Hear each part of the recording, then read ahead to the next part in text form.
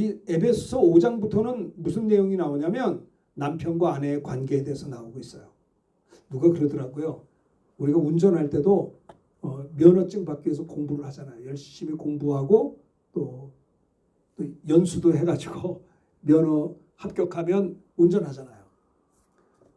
저도 84년도에 군목으로 가가지고 어떤 분이 저에게 중고차 승용차를 주셨어요.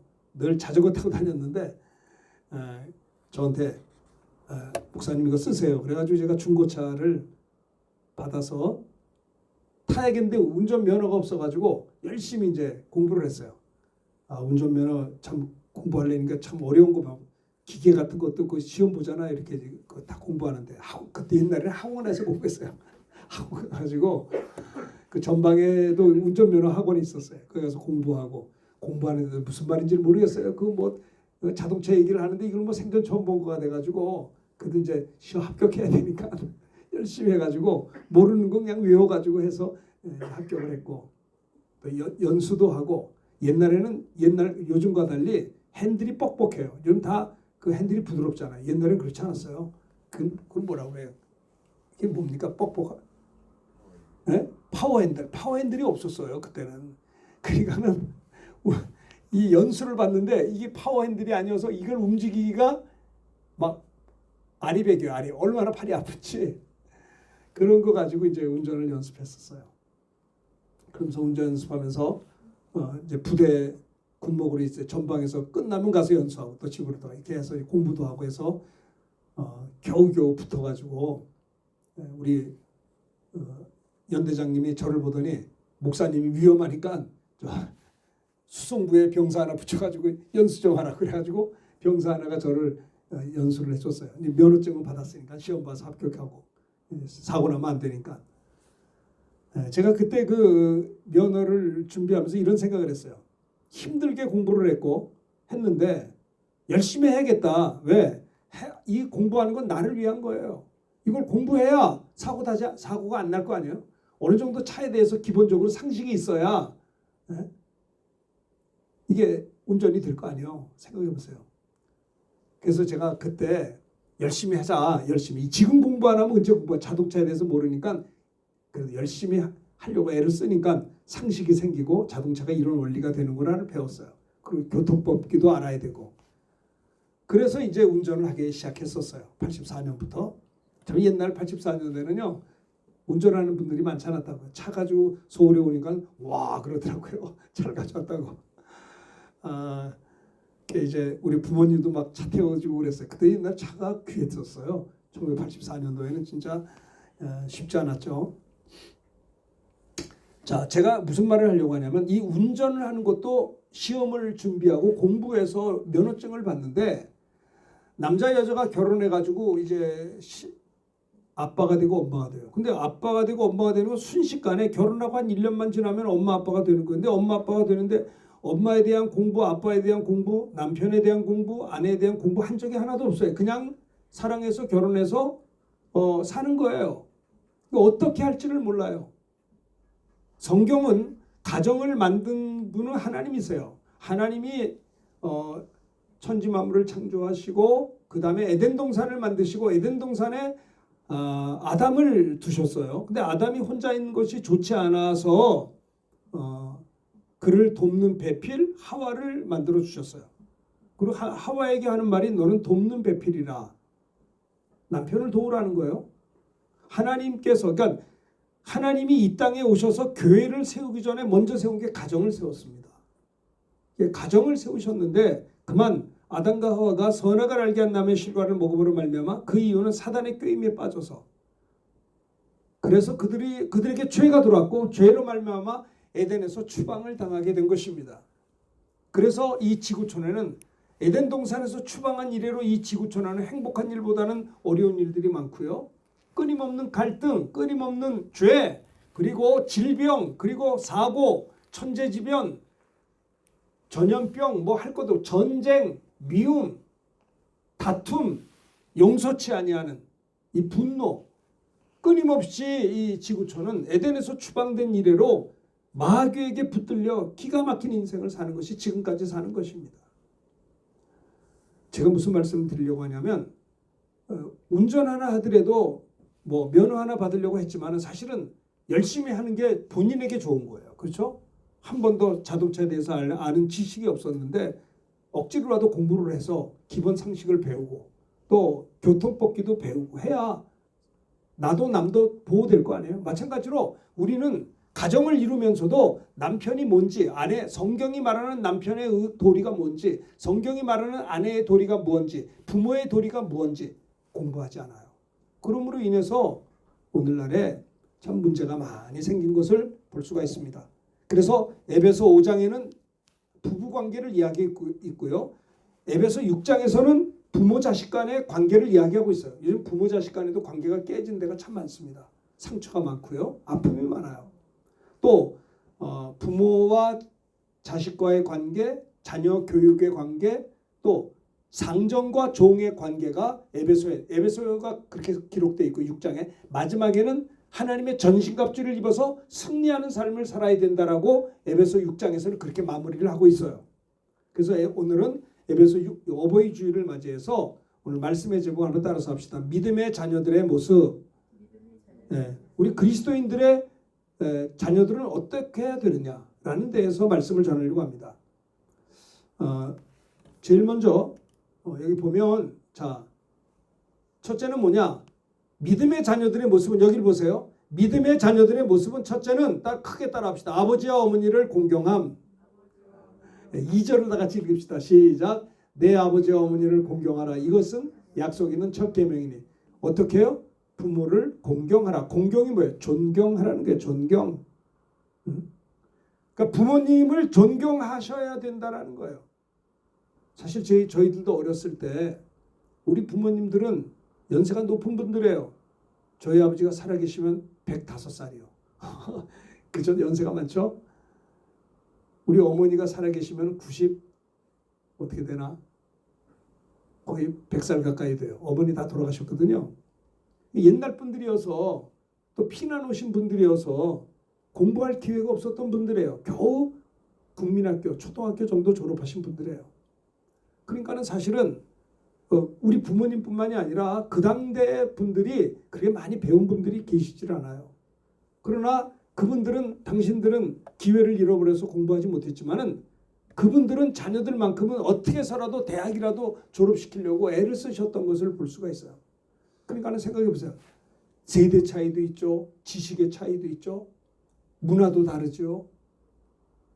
부모님을 존경하라, 공경하라. 이건 주님의 명령이에요. 그럼 누가 또 그럽니다. 뭐 존경할 게 있으면 하지만 없으면 어떻게 합니까? 부모를 공경하는데 공경할 만한 일이 별로 없이 맨 부모한테 상처만 받은 사람이 어떻게 공경하냐 이렇게 이야기할 수 있겠죠. 그러나 이것은 명령이에요. 내 아버지와 어머니를 공경하라. 이것은 약속 있는 첫 계명이니 계명이라는 말은요. 엔톨레 헬라어로 명령이라는 말입니다. 명령, 훈령, 계명. 부모를 공경하는 것은 하나님이 약속하신 첫 번째 명령이니 여러분 아담과 하와가 왜 죄를 졌어요? 명령에 불순종했기 때문인 거예요. 아시겠어요? 그래서 불순종 저를 보세요. 전부 저를 크게 봐요. 여러분들이 왜 이렇게 힘겹게 신앙생활 하나요? 제가 왜 그렇게 어렵게 목회를 하나요? 여러분들이 왜 이렇게 이렇게 꼬여서 인생이 살려졌나요? 왜 그랬을까요? 저와 여러분들이 하나님의 말씀, 명령에 복종했더라면 승리했을 것입니다. 그래서 에베소 2장 2절에 보면 불순종의 아들들 가운데 역사하는 영이 마귀라고 그랬어요. 마귀는요, 불순종하는 자들 가운데 역사하게 돼 있어요. 여러분 신앙생활은요, 칼빈주의가 뭔지 아세요? 하나님이 하라면 하고 하지 말라면 안 하는 거예요. 그게 칼빈주의예요. 이 단순한 이론이 얼마나 중요한 이론인지 몰라요. 정말 우리는요, 하나님이 말씀했기 때문에 하는 것입니다. 하나님이 명령했기 때문에 순종하는 것이다 라는 겁니다. 부모를 공경하지 않는 게 문제가 아니고요. 그렇게 명령하신 하나님 말씀에 불순종하는 게 더 큰 문제다라고 하는 겁니다. 믿음의 자녀들의 모습의 첫 번째는 뭐냐? 부모를 공경하라, 부모를 존경하라라고 하는 겁니다. 자, 출애굽기 구약에도 나와 있어요. 출애굽기 20장 12절을 다 같이 크게 한번 읽읍시다. 시작. 내 부모를 공경하라. 그래야만 내 하나님 여호와가 내게 준 땅에서 내 생명. 예, 구약에도 나와 있어요. 이 출애굽기 20장은 십계명장이에요. 모세가 그 시내산에서 금식하고 난 다음에 돌판을 받았는데 그 십계명이 바로 출애굽기 20장의 내용인데 다섯 번째 계명이 뭐냐? 내 부모를 공경하라. 하나님이 직접 손가락으로 쓰신 돌판이에요. 부모를 공경하라. 그리하면 내 하나님 여호와가 내게 준 땅에서 내 생명이 길리라고 출애굽기에서 벌써 말씀하고 있는 것을 봅니다. 자, 그 다음에 잠언 23장 여기를 보세요. 잠언 23장 22절 크게 시작. 너 낳은 아비에게 청종하고 내 늙은 어미를 경히 여기지 말지니라. 다시 크게 합시다. 시작. 너 낳은 아비에게 청종하고 내 늙은 어미에게 경히 여기지 말지니라. 아비에게 청종하고 귀담아서 듣고 순종하고 내 늙은 어미를 경하게 여기지 말지니라고 주님이 명령을 했어요. 여러분 저를 보세요. 저도 군에서 군대 군목을 하면서 느낀 게 있어요. 군대는 단순해요. 그냥 명령과 복종해요. 군대에서 제일 큰 죄가 뭐냐? 항명죄예요. 명령에 불순종하는 죄가 제일 큰 죄예요.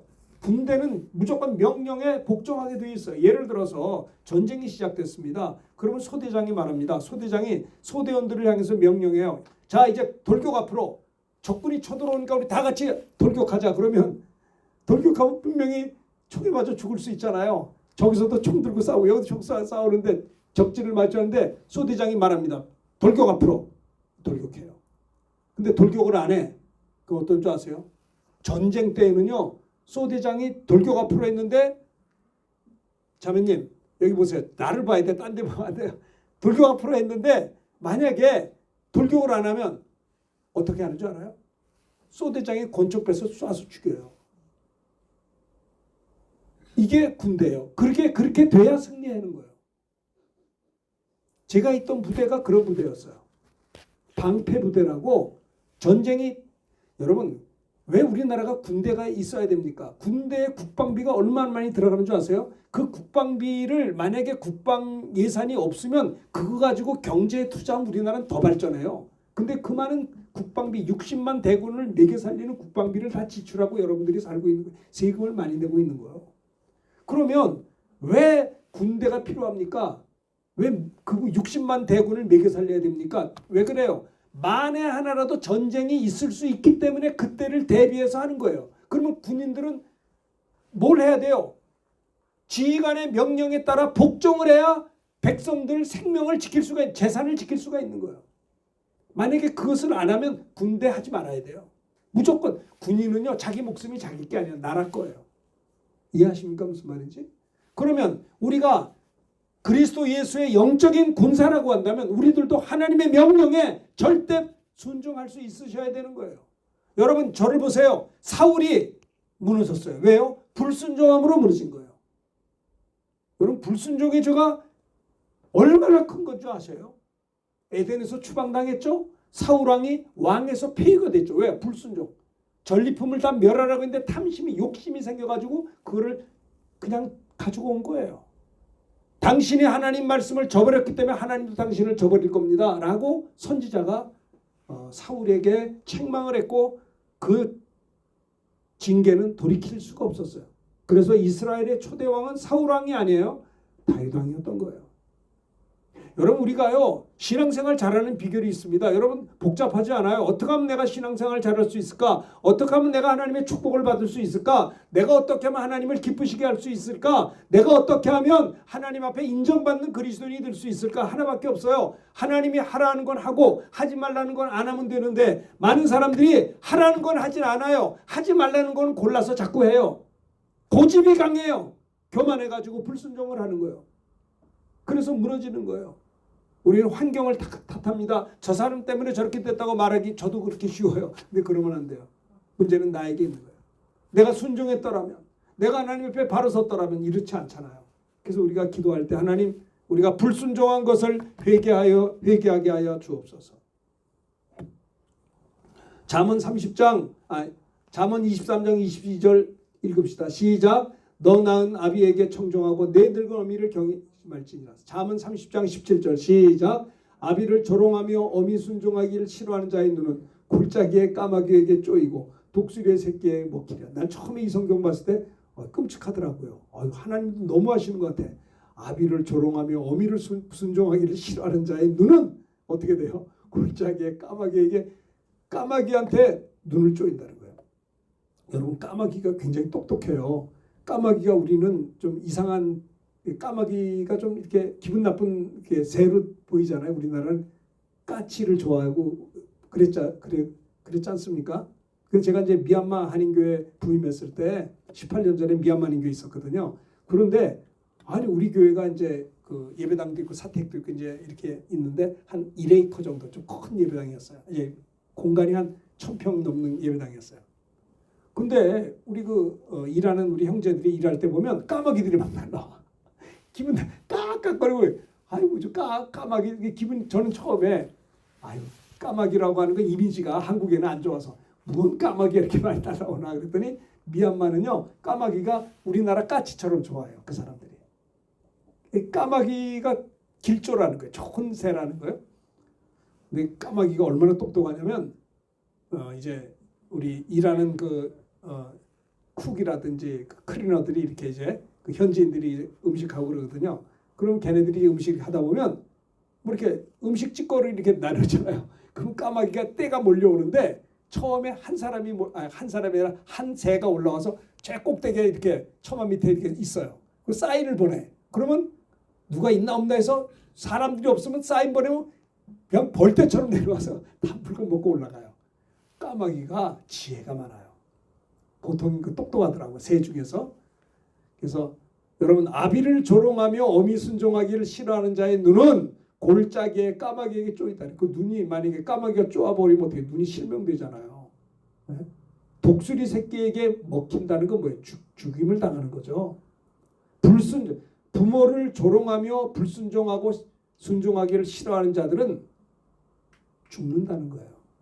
좀 이렇게 끔찍한 표현을 왜 쓰셨을까? 저는 처음에 이 성경을 보면서 교인들한테 이 내용을 설교하는 게 좀 꺼려웠어요. 너무 좀 심하잖아요. 이렇게 아무리 부모에게 불순종하는 자들에게 성경이 이렇게 했다는 이야기를 여러분들에게 소개해드리고 말씀을 전하기가 좀 부담스러웠던 게 솔직한 마음이에요. 그런데 가만히 생각해봤어요. 왜 하나님께서는 까마귀에게 쪼이고 독수리 새끼에게 먹히게 된다라는 표현을 사용했을까? 이렇게 완곡한 표현을 쓰신 하나님의 의도가 뭘까? 왜 그럴까요? 집사님, 왜 그럴까요? 왜 이렇게 완곡한 표현을 하나님이 사용하셨을까요? 우리가 부담스러울 정도로. 그것은요, 그만큼 부모를 공경하는 것은 절대로 양보할 수 없다는 거예요. 하나님의 명령은 뒤로 물러설 수 없다는 거예요. 아시겠습니까?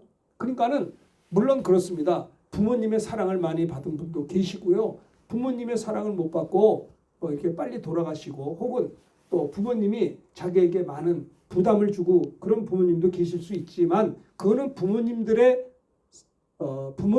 몫이고 부모님께서 나에게 잘했든 못했든 그것은 부모님들의 몫이에요. 우리가 해야 될 것은 뭐냐? 주 안에서 내 부모를 공경하는 것이다라는 거예요. 그 안 믿는 부모님을 어떻게 공경해야 돼요? 그러면 그를 위해서 기도하고 더 예수 믿는 자로서 어떻게 하겠어요? 믿음의 모범을 보이고 예수 안 믿는 부모님들을 공경하려면 2배 더 고생을 해가면서 그분들을 잘 섬겨야 되는 것이에요. 그럴 수밖에 없는 거 아니겠어요? 그럼 하나님께서 그걸 보실 거라는 거예요. 하나님이 그것을 축복하실 거예요.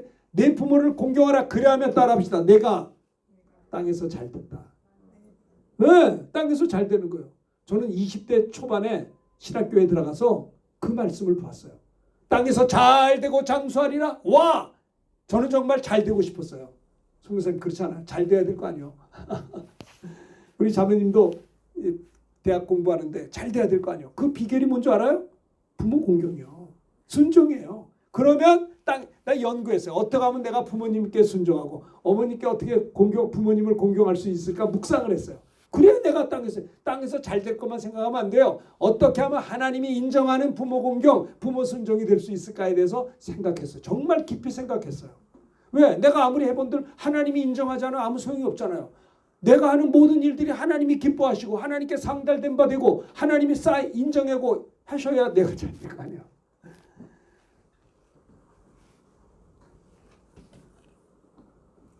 에스겔서에도 보면요.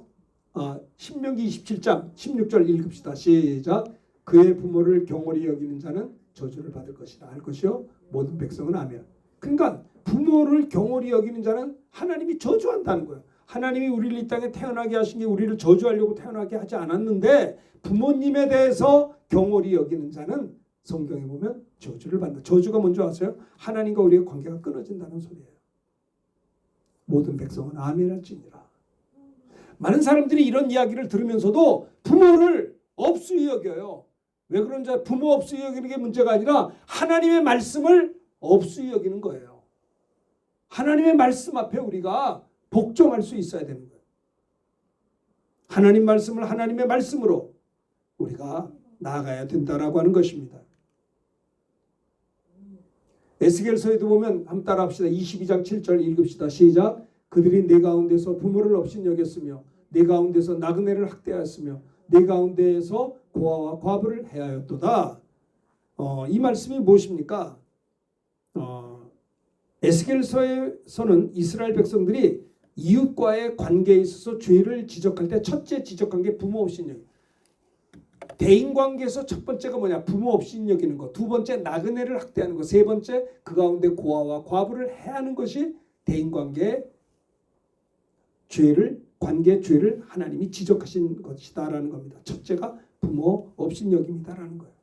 여러분 가운데 그런 분들이 한 분도 안 계시겠습니다만은 정말 이것은요.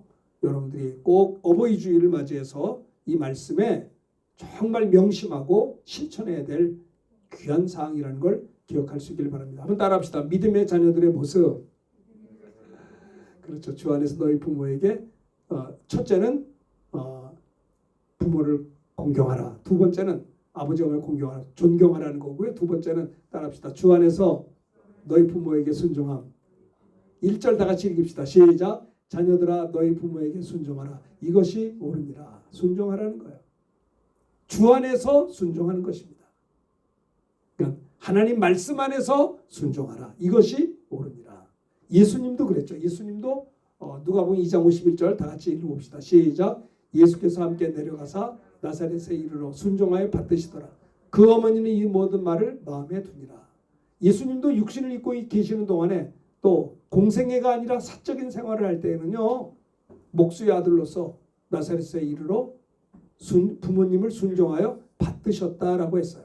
예수님도 좋은 순종의 모범을 보이셨던 것이죠. 뿐만 아니라 이제 우리가 순종에 대해서 좀 더 얘기해 보겠습니다. 순종이라는 말이 뭐냐? 주 안에서 너희 부모에게 순종하라. 이것이 옳으니라. 순종은 휘파쿠오라고 말해요. 힐라어로 휘파쿠오. 원문에 보면 휘파쿠오라는 말은요. 아래에서 듣는다. 겸손하게 말을 듣는다. 그게 순종이에요. 겸손하게 청취한다. 아래에서 듣는다. 휘파쿠오. 말을 듣는다. 두 번째는 이제 복종한다. 그런 개념이 있어요. 순종한다. 복종한다. 그런 뜻입니다. 예수님은 겟세마네 동산에서도 나의 원대로 마옵시고 아버지의 원대로 되기를 원하나이다. 3번씩 피땀 흘려 기도하시면서도 끝까지 아버지 말씀에 순종하셔서 십자가를 지신 것을 볼 수가 있어요. 우리가 잘 아는 누굽니까? 아브라함의 아들 이삭. 아브라함이 하나님께서 100세가 되어서 내 독자 이삭을 나에게 번제로 드리라. 모리아산으로 가라.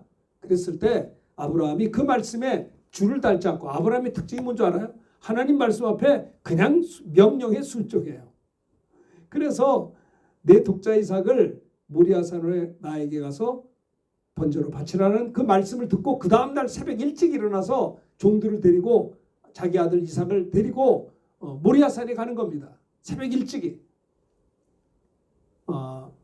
불과 칼은 들고 가면서 재물을 가져가지 않아요. 그냥 가는 겁니다.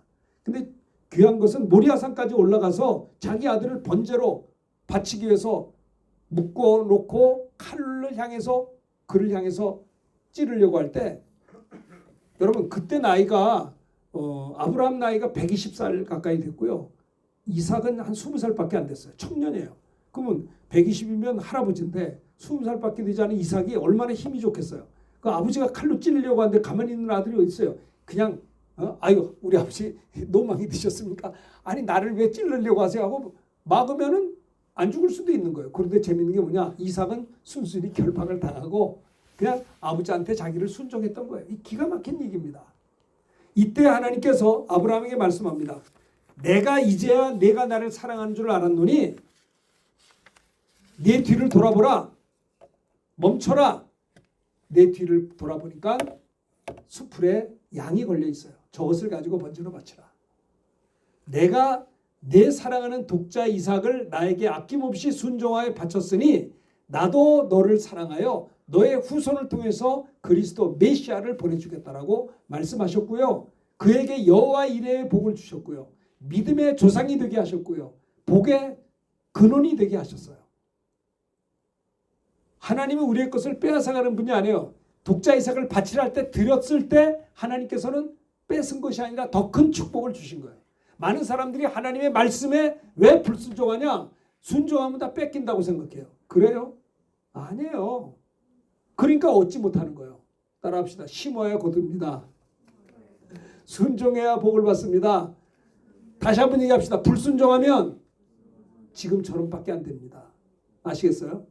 여러분들이 초이스하는 거예요. 뭐 어떡할 거예요? 네? 심은 대로 걷는 건데. 순종해야 하나님이 역사한다니까요. 주 안에서 내 부모를 공경하라. 이는 내가 땅에서 잘 되고 장수하랴. 그 약속의 말씀을 믿고 그저 부모 순종하고 공경하기로 작정했더니 잘 되게 하신다니까요. 근데 그거 안 하면 자꾸 생각을 해요. 감정을 생각하고 부모님이 나한테 잘못했고 자꾸 생각하고 자꾸 환경을 따지면요. 그거 안 하게 되잖아요. 나도 먹고 살기 힘든데 뭘 공경을 해. 이래서는 잘 될 수가 없다는 거예요.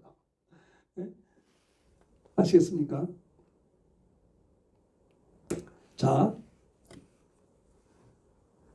예전에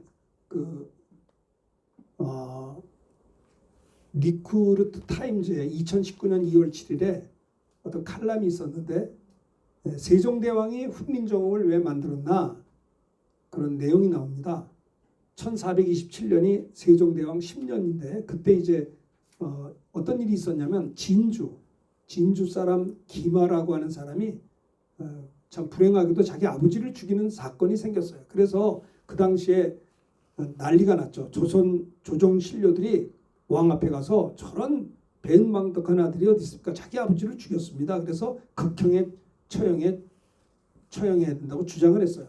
세종대왕이 하는 말이 내가 덕이 없어서 일어난 사건이다라고 하면서 그 일을 계기로 저 사람을 극형에 처하는 것도 중요하지만 이 왕이 덕이 없어서 일어난 사건이니 백성들을 내가 가르쳐야 된다고 하면서 이 누굽니까? 세종대왕이 효행록을 편찬을 했어요. 근데 그 당시에는 한글이 없었어요. 효행록 자체도 중국말이야. 이 한자였어요. 한자. 그러니까 백성들을 가르치려고 해도 한문의 책을 만드니까 읽을 수가 없는 거예요. 그러니까 백성들이 한문을 모르니까 어떻게 하느냐? 그림을 그려라. 직지학 설순에게 명령합니다. 그림을 가지고 한번 부모 공경을 한번 해봐라. 그게 뭐냐면 삼강행실도라고 하는 걸 만들었다는 거예요. 그 그림으로 부모 공경, 이런 일이 다시는 우리나라에 생기지 않도록 하라는 거죠. 그래도 한자로 또 그 만화를 해놓고도 그림을 그려놓고도 한자로 내용을 설명을 하는데 그 한자로 설명하는 것조차도 못 알아들으니까 어차피 이것 때문에 훈민정음을 창제했다는 거예요. 그러니까는 세종대왕이 사실은 그 백성들을 교육하기 위해서 무엇보다도 살인사건, 아버지를 죽인 사건이 일어나므로 이것을 어떻게 해서라도 처벌하는 것도 중요하지만 가르쳐야 된다는 생각하는데 글이 없으니까 못 가르쳐서 만들어 놓은 것이 그게 훈민정음이라는 것을 리쿠르트 타임즈에서 어떤 분의 칼럼을 썼던 것을 있었습니다. 재밌죠? 우리나라도 참 일반 은총적으로 이렇게 훌륭한 왕들이 있었어요.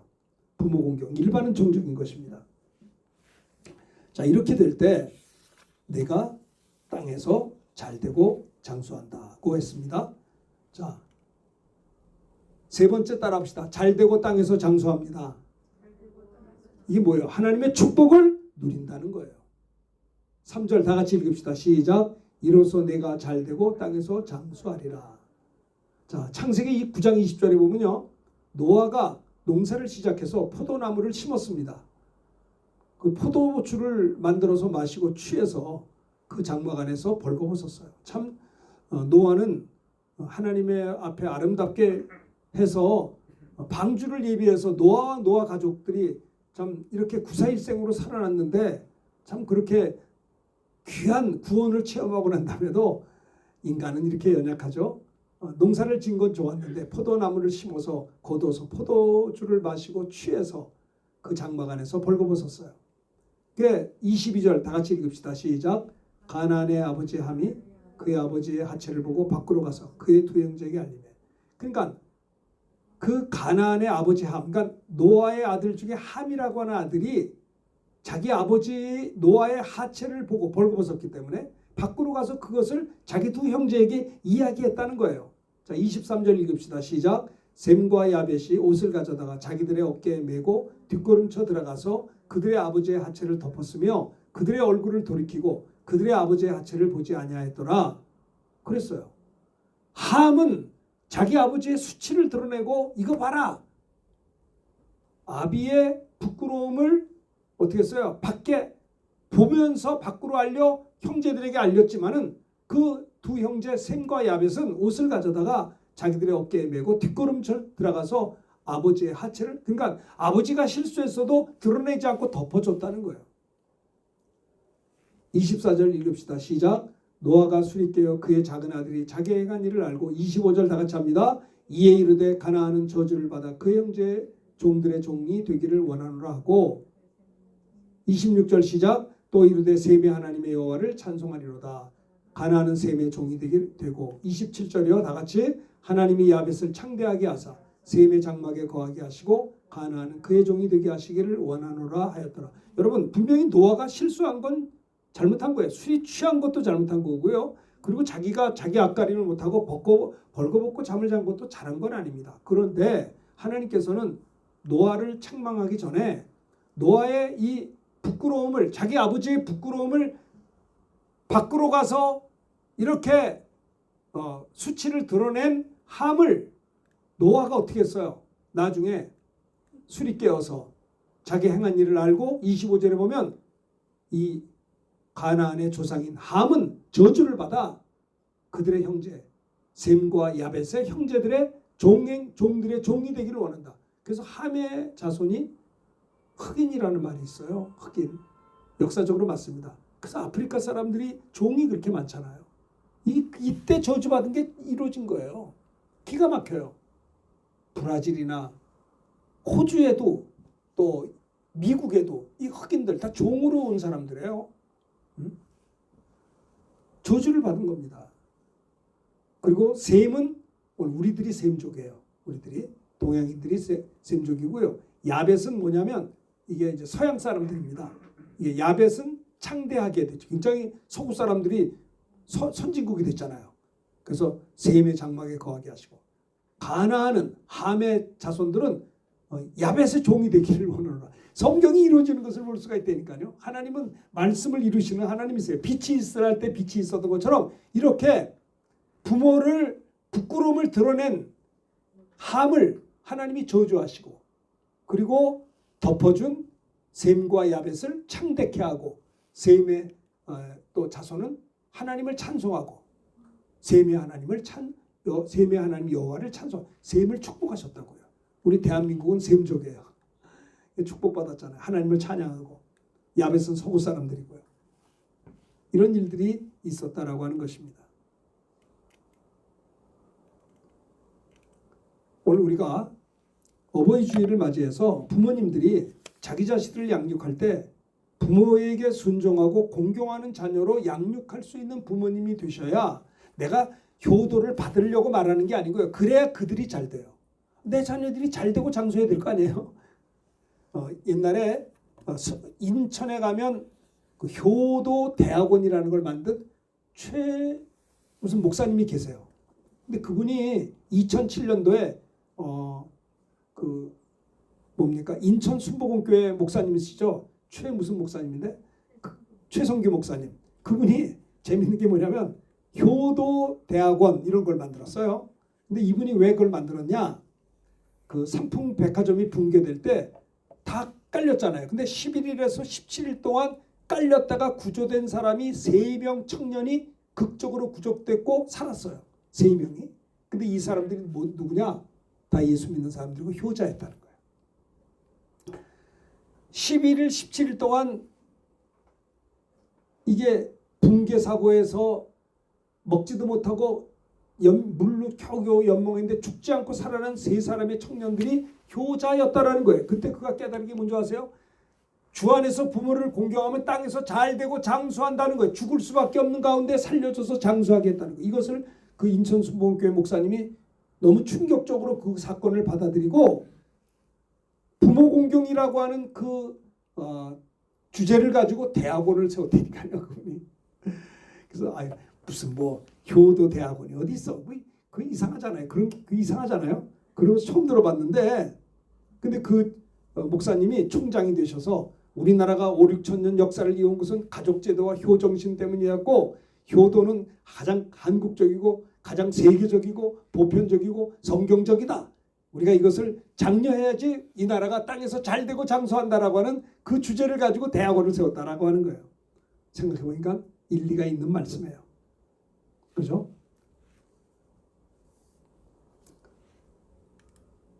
자, 우리가 여러분들이 다 진짜 잘 되길 바랍니다.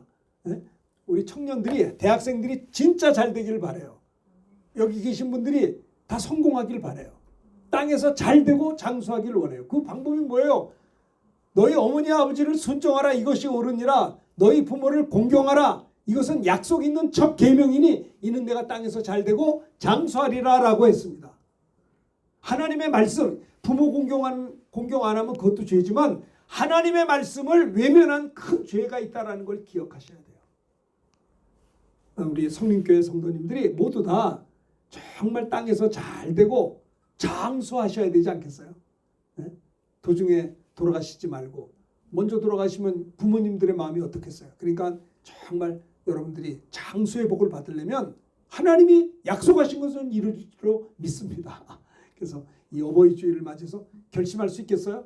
연구해 보세요. 내가 어떻게 하면 잘 되고 싶잖아요. 그러려면 어떻게 해야 돼요?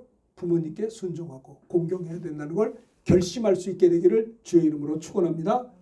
알겠습니까? 우리 청년들 꼭 기억하세요. 정말입니다. 이것은 하나님이 인정하는 공경, 하나님이 기뻐하는 순종, 사람 앞에 눈 가리고 아웅하는 게 아니라 그렇게 할 때 하나님께서 역사하신다라는 거예요. 나는 예전에 군에 있을 때 우리 사단장님 보면 차렷했어요. 지휘관이니까. 그게 내가 도리라고 생각해요.